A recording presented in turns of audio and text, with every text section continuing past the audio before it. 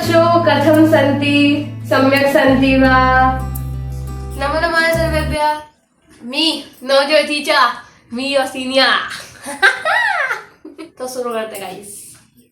तो मेरे बच्चों, जैसा कि आपको याद ही होगा कि लास्ट वाले वीडियो में हमने DSC 7 स्टार्ट कर दिया था और उसका पाठ्यक्रम हमने अच्छे से समझ लिया था, प्लस हमने जो एक्सपेक्टेड क्वेश्चन हो सकते हैं यूनिट वाइज वो भी हमने देख लिए थे। ऑलराइट, तो अब हम फाइनली स्टार्ट करने वाले हैं अपने DSC 7 की पढ़ाई। और आज जो सबसे पहले यूनिट हम करने वाले हैं वो यूनिट 1 नहीं है, वो यूनिट 2 भी नहीं है, वो है यूनिट 3। क्यों? क्योंकि जो हमारा सिलेबस है वो थोड़ा सा उल्टा सीधा दे रखा है, ठीक है, बट हम उसे बिल्कुल एक उचित क्रम में करेंगे। ऑलराइट, तो अब हम बिल्कुल भी समय वेस्ट ना करते हुए सीधा डाइव मारते हैं अपने आज के टॉपिक में, जो कि है यूनिट 3, और जिसमें हम देखेंगे कि संस्कृत नाटक का उद्भव और विकास किस प्रकार से हुआ और उसका एक प्रॉपर आंसर का फॉर्मेट कैसा होना चाहिए। ऑलराइट, तो आइए शुरू करते हैं। तो मेरे बच्चों, ये है हमारा आंसर का स्टार्टिंग का पार्ट, जिसमें बेसिकली हम भूमिका बांधते हैं उस टॉपिक की जिसके बारे में हमसे प्रश्न में पूछा गया है। आज तो हम कभी भी जिस भी टॉपिक के बारे में पूछा गया है उसके बारे में सीधा लिखना नहीं शुरू कर देंगे कि संस्कृत नाटक ये होता है वो होता है।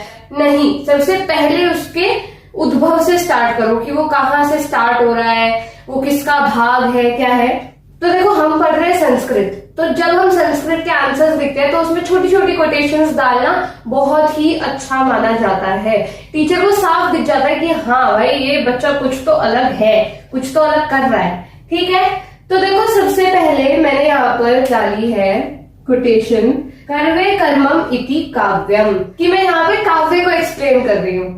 कर्वे कर्मम इति काव्यम, ठीक है। इसका अर्थ लिखोगे फिर, अर्थात कवि के द्वारा किए जाने वाला कार्य काव्य है, ठीक है। उसके बाद हम सीधा आ जाएंगे कि संस्कृत साहित्य में काव्य को 2 वर्गों में विभाजित किया गया है, जो कि है श्रव्य काव्य और दृश्य काव्य। ये हम ऑलरेडी देखकर आ चुके हैं इंट्रोडक्शन वाले वीडियो में। फिर उसके बाद हम बताएंगे कि नाटक जो है वो दृश्य काव्य के अंतर्गत आता है। तो अब हमने इसमें भूमिका सेट कर दी कि नाटक जो है वो हमारा किसका भाग है, और जिसका भाग है उसे भी हमने एक्सप्लेन कर दिया, ठीक है। भूमिका में मैं इतना ही लिखती हूँ, ठीक। अगर आपको भूमिका को थोड़ा सा और बड़ा करना है तो आप यहाँ पर श्रव्य काव्य और दृश्य काव्य दोनों को एक्सप्लेन कर सकते हो और ये बता सकते हो कि नाटक दृश्य काव्य के अंतर्गत ही क्यों आता है।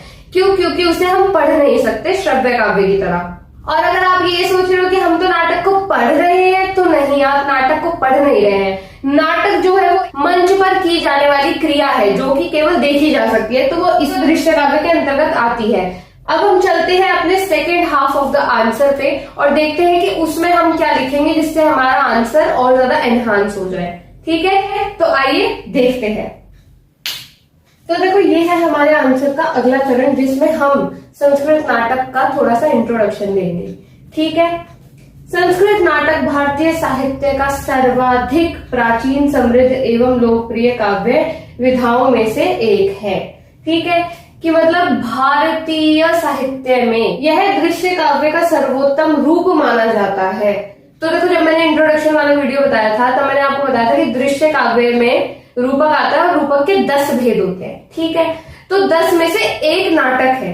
ऑलराइट, तो उसी बात से रिलेटेड यहाँ पर ये लिखा है कि दृश्य काव्य में सर्वोत्तम रूप जो माना जाता है वो संस्कृत नाटक को माना जाता है। अब ऐसा क्यों? क्योंकि एक तो आप श्रव्य काव्य के अंतर्गत इन्हें ऐसे पढ़ भी सकते हो, और दृश्य काव्य तो ये है ही कि मतलब जब भी ये मंच पर किया जाएगा तो इसे दृश्य काव्य की श्रेणी में ही डाला जाएगा, ठीक है। तो इसमें इन दोनों का ही समन्वय, यानी कि समरी, या फिर ये कह सकते हो कि दोनों के कुछ कुछ भाग देखे जाते हैं, मिलकर दोनों श्रव्य काव्य और दृश्य काव्य इसके अंतर्गत देखे जा सकते हैं। किसके अंतर्गत? संस्कृत नाटक के अंतर्गत। अस्तु, उसके बाद अब देखो, संस्कृत नाटक को अगर आपको समझना है अच्छे से तो सबसे बेस्ट जो शास्त्र है वो है भरत मुनि द्वारा रचित नाट्य शास्त्र।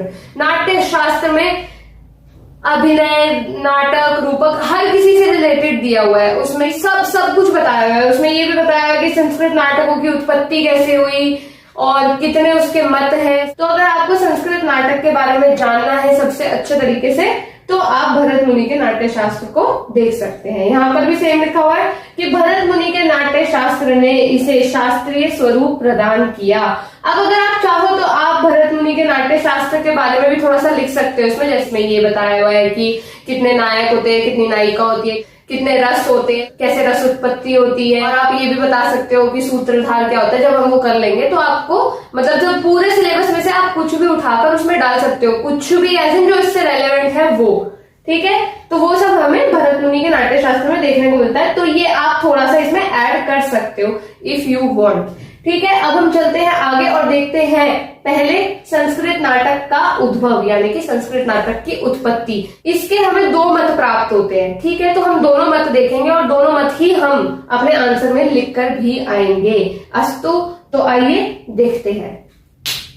तो अब देखो कि संस्कृत नाटक की उत्पत्ति अथवा उद्भव के बारे में हम क्या लिख सकते हैं, ठीक है। जब आप अलग थोड़ा सा सेक्शन स्टार्ट कर रहे हो तो बीच में एक लाइन जरूर छोड़ना। जैसे कि मैंने बोला कि भूमिका बांधनी है, तो भूमिका के बाद एक लाइन छोड़ोगे, फिर इंट्रोडक्शन, इंट्रोडक्शन के बाद एक लाइन छोड़ोगे, फिर उसके बाद उत्पत्ति, उत्पत्ति के बाद लाइन छोड़ोगे, फिर विकास, विकास के बाद लाइन छोड़ोगे, फिर कंक्लूजन लिखोगे। समझ गए? तो लाइन छोड़ना जरूरी है ताकि पता चल सके कि हाँ अब थोड़ा सा अलग चीज शुरू हो गई है, ताकि इंसान का ध्यान जाए उस चीज पे, समझे। तो भारतीय परंपरा के संबंध में हमें दो सिद्धांत प्राप्त होते हैं, ठीक है। ये हमने स्टार्ट कर दिया और ये बता दिया कि हमें दो सिद्धांत प्राप्त होते हैं, जिसमें ये बताया गया है कि संस्कृत नाटक की उत्पत्ति किस प्रकार से हुई थी, ठीक है। पहला है दैवीय उत्पत्ति का सिद्धांत, ठीक है। ये सबसे प्राचीनतम मत माना जाता है। देखो जैसे कि इसके नाम से ही पता चल रहा है, दैवीय उत्पत्ति, यानी कि देवों के द्वारा उत्पत्ति की गई। लेकिन इसकी एक प्रॉपर छोटी सी स्टोरी है, तो वो मैं आपको बताऊंगी। लेकिन उससे पहले ये देखो कि इसका विवरण कहाँ पाया जाता है। इसका विवरण पाया जाता है नाट्य शास्त्र के प्रथम अध्याय में। तो ऑब्वियसली कि जब नाट्य शास्त्र को आप शुरू कर रहे हो तो तब उसमें वो नाट्य की उत्पत्ति के बारे में तो बताएगा ही ना, और जो हमारा नाटक है वो भी नाट्य के अंतर्गत ही आता है। तो इसकी जो स्टोरी है उत्पत्ति की, वो जो प्रथम अध्याय में दी गई है वो यह है कि त्रेता युग के समय में सभी देव एक साथ एकत्र होकर जाते हैं ब्रह्मा जी के पास और उनको बोलते हैं कि आप एक ऐसे वेद की रचना करो जिससे सभी लोगों का, अब वो मनुष्य हो या कोई भी हो, उन सबका मनोरंजन हो, ठीक है। तो फिर ब्रह्मा जी ने उनकी बात मान ली और फिर उसके बाद उन्होंने रचना की पंचम वेद की। पंचम वेद का नाम क्या था? नाट्य वेद। देखो वैसे तो हमारे में 4 ही माने जाते हैं, जो हमारे ये लिखे हुए ऋग्वेद, यजुर्वेद, सामवेद, अथर्ववेद, ये 4 ही माने जाते हैं। लेकिन नाट्य शास्त्र को पंचम वेद भी कहा जाता है, तो ये भी आपको याद रखना है। मतलब जब आप वेदों की बात करोगे तो 4 ही माने जाएंगे, लेकिन अगर आप नाट्य शास्त्र की बात कर रहे हो तो आप ये जरूर मेंशन करोगे कि हाँ भाई इसे पंचम वेद माना जाता है। क्यों? क्योंकि जब ब्रह्मा जी ने नाट्य वेद की रचना की थी तो उस समय जितना जो कुछ भी उन्होंने बताया था वो सब कुछ भरत मुनि ने अपने नाट्य शास्त्र में लिखा है। तो इसलिए हम नाट्य शास्त्र को पंचम वेद की श्रेणी में रखते हैं। अस्तु, there is also one more reason कि हम नाट्य शास्त्र को पंचम वेद क्यों कहते हैं। क्यों? क्योंकि इसमें ऋग्वेद से लिया गया है संवाद, यजुर्वेद से लिया गया है अभिनय, ठीक है, सामवेद से लिया गया है संगीत, ऑलराइट, और अथर्ववेद से लिया गया है रस। समझ गए? तो जैसे कि आप देख ही रहे हो कि चारों वेदों में से उन्होंने कुछ कुछ चीजें लेकर और फिर उसके बाद 5वां वेद बनाया। तो इसमें चारों वेद का मिश्रण है, इसलिए भी इसे पंचम वेद कहा जाता है। अस्तु, तो एक सिद्धांत हमारा हो गया दैवीय उत्पत्ति का सिद्धांत। Also one more thing to be noticed here is that कि आपको इस प्रकार से पॉइंट्स में नहीं लिखना है, जिस प्रकार से मैं एक्सप्लेन कर रही हूं वैसे लिखना है, ना कि ऐसे जैसे मैंने पॉइंट्स में लिखा है, ठीक है। आपको पूरा एक्सप्लेन करके ही लिखना है, इसमें नंबर नहीं मिलेंगे, एक्सप्लेन करने में ही नंबर मिलेंगे, ऑलराइट। तो अब हम चलते हैं आगे और देखते हैं कि हमारा दूसरा सिद्धांत कौन सा है। ओके, तो आइए देखते हैं।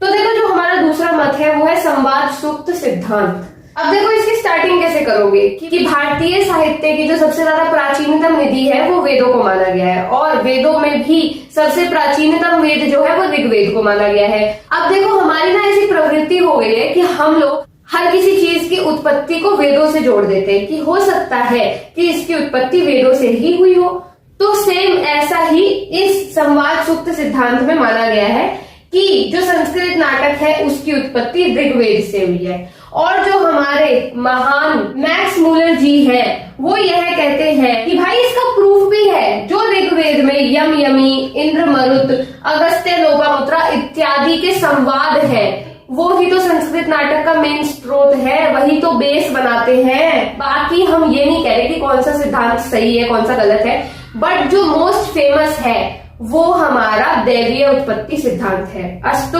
अगेन आई एम रिपीटिंग कि आप ऐसे पॉइंट्स में नहीं लिखोगे, जैसे मैं एक्सप्लेन कर रही हूँ आप उसको अपने वर्ड्स में ढालकर और लिख सकते हो, ठीक है। अब हम चलते हैं आगे और देखते हैं कि संस्कृत नाटक का विकास किन चरणों में हुआ। अस्तु तो आइए देखते हैं। अब देखो, संस्कृत नाटक के विकास को 4 चरणों में विभाजित किया जाता है। तो देखो, जितनी जगह आप सर्च करोगे उतनी जगह आपको अलग अलग चरण मिलेंगे। कई जगह पे 4 भी चरण होते हैं, कई जगह पे और भी ज्यादा दे देते हैं। तो देखो, यहाँ पर हम उन 4 चरणों की बात कर रहे हैं जो कि मेन है, ठीक है। तो ये 4 चरण वो है जो कि मैं अपने एग्जाम में लिख कर आई थी और आप भी अपने एग्जाम में लिख सकते हो। बाकी अगर आपको ऐड करना है तो you can do for sure कि आप अपनी एक्स्ट्रा स्टडी करके और उसमें कुछ ऐड करना चाहते हो तो you can go for it, but ये बेस है, ठीक है। तो अब देखो, इनको समझते हैं। पहला चरण है हमारा वैदिक काल। हमारे संस्कृत नाटक के विकास का जो प्रारंभ माना जाता है वो माना जाता है वैदिक काल से, ठीक है। क्यों? क्योंकि इसमें ऋग्वेद आता है वैदिक काल में। ऋग्वेद में से हमने संवाद लिए हैं, यजुर्वेद में से हमने अभिनय लिया है, सामवेद में से हमने संगीत लिया है, अथर्ववेद में से हमने रस लिया है। तो इसलिए वैदिक काल को हमारा प्रारंभ माना जाता है इसके विकास का, ठीक है। आप ये कह सकते हो कि इस काल में जो हमारा संस्कृत नाटक है या फिर सिर्फ नाटक, वो बीज के रूप में विकसित हुआ है। यानी कि पहले बीज था वैदिक काल में, फिर और बड़ा, फिर और बड़ा, ऐसे करके हम कर सकते हैं। अब हमारे थे शास्त्रीय काल में। शास्त्रीय काल में हमारा, जैसा कि हमें नाम से ही पता चल रहा है, शास्त्र, तो इसमें हम भरत मुनि और नाट्य शास्त्र के बारे में लिख सकते हैं कि किस प्रकार से भरत मुनि ने नाट्य शास्त्र की रचना करके इसको और विकसित किया और इसे और लोगों तक पहुंचाया। क्यों? क्योंकि नाट्य शास्त्र के थ्रू ही लोगों को ये पता चला कि किस प्रकार से नाट्य मंचन किया जाता है, कि रंगमंच की साज सज्जा कैसी होनी चाहिए, नायक कैसा होना चाहिए, नायिका कैसी होनी चाहिए, अभिनय कैसा होना चाहिए, रस उत्पत्ति कैसी होनी चाहिए, ये सब कुछ हमें इसमें पता चला, ठीक है। आगे आ जाते हैं स्वर्ण काल। ये माना जाता है हमारे संस्कृत नाटक का सबसे ज्यादा उत्कृष्ट काल, कि इस टाइम में ही जो हमारा संस्कृत नाटक था वो बिल्कुल अपने चरम पे था, कि सबसे ज्यादा विकसित जब हमारा संस्कृत नाटक था वो था स्वर्ण काल में। स्वर्ण काल को हम गुप्त काल भी कह सकते हैं, यानी कि 4th to 5th सेंचुरी के टाइम पे। अब ये काल हमारे संस्कृत नाटक के लिए सबसे ज्यादा उत्कृष्ट और सबसे ज्यादा विकसित काल क्यों माना जाता है? क्योंकि इसी काल में कालिदास, भास, शूद्रक इत्यादि नाटककारों का हमने वर्णन प्राप्त किया। यानी कि ये सभी उस टाइम में लाइमलाइट में आए, प्लस इनकी जो रचनाएं थी उससे भी हमें काफी ज्यादा संस्कृत नाटक के बारे में पता चला। जो हमारा संस्कृत नाटक का मेन जो वो है उद्देश्य, वो है रस उत्पत्ति की। रस यानी कि आनंद की अनुभूति हो लोगों को, मनोरंजन हो उनका। अस्तु अब देखो, बीच में एक मध्य काल आता है, ठीक है। मध्य काल हमने यहाँ पर क्यों इंक्लूड नहीं किया? क्योंकि मध्य काल में हमारे संस्कृत नाटक का विकास नहीं हुआ था, कि मध्य काल में हमारे संस्कृत नाटक की जो गति थी वो थोड़ी सी मंदी हो गई थी। संस्कृत रंगमंच का जो प्रभाव था वो थोड़ा घट गया था बाकी कालों के मुकाबले में, ठीक है। फिर आ जाते हैं हम आधुनिक काल। तो आधुनिक काल में ये रिवाइव हो गया, यानी कि इसका पुनर्जागरण हुआ। अब इसमें किस प्रकार से हुआ कि विश्वविद्यालयों में, रंगमंचीय संस्थाओं में, ऐसी ऐसी जगहों पर इसका पुनर्जागरण किया गया, यानी कि इसे पुनः स्थापित किया गया। नॉट स्थापित, या फिर कह सकते हो आप इसे दोबारा से शुरू किया गया, समझे? क्योंकि स्थापित तो ये पहले ही हो चुका था, इसे दोबारा से प्रैक्टिस में लाया गया। तो ये हो गया, हमने देख लिया कि कौन कौन से 4 चरणों में हमारे संस्कृत नाटक का विकास विभाजित था। अस्तु अब देखो, जब आप कंक्लूजन लिखोगे इसके बाद एक लाइन छोड़ के, तो कंक्लूजन में क्या लिखोगे? जो आपने स्टार्ट से एंड तक लिखा है उसकी एक एक लाइन लिख दो, ठीक है। कि आपने पूरे अपने आंसर में क्या लिखा है, ठीक। कि हमने किस प्रकार से देखा कि वो दृश्य काव्य के अंतर्गत आता है, और फिर उसके बाद हमने देखा कि नाटक की उत्पत्ति किस प्रकार से हुई, 2 सिद्धांत हैं उसके। नाट्य शास्त्र में भी हमने देखा कि हमें सबसे ज्यादा संस्कृत नाटक की इंफॉर्मेशन नाट्य शास्त्र से मिलती है, ये लिख सकते हो। विकास उसका 4 चरणों में देखा गया और उसका विकास अभी भी आगे अग्रसर हो रहा है। अस्तु। तो हाँ, इसी के साथ हमारा आज का यूनिट 3 का पहला जो क्वेश्चन है वो होता है कंप्लीट। और अगर आपको इस टॉपिक में या फिर पहले के भी किसी टॉपिक में कोई भी डाउट हो तो do comment, we'll try to solve them all. और हाँ, आज के लिए केवल इतना ही। अब हमारी मुलाकात होगी अगले वीडियो में, तब तक के लिए धन्यवाद। नमो नमः, पुनः मिलामः।